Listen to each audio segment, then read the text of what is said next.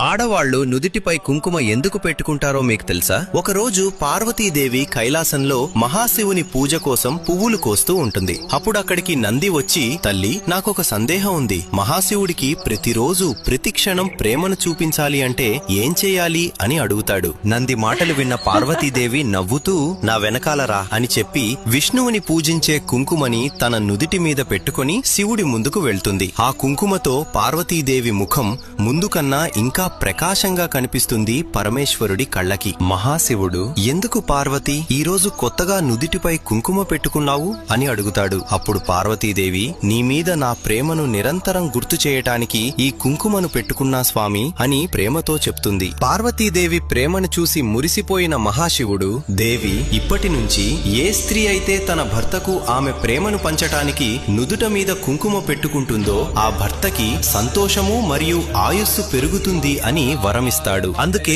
ఆ రోజు నుంచి ఈ రోజు వరకు ఆడవాళ్లు నుదుట మీద కుంకుమ పెట్టుకుంటూ వారి భర్తల ఆయుస్సుని పెంచుతున్నారు. మీరు శివభక్తులు అయితే ఓం నమః శివాయ అని కామెంట్ చేయండి.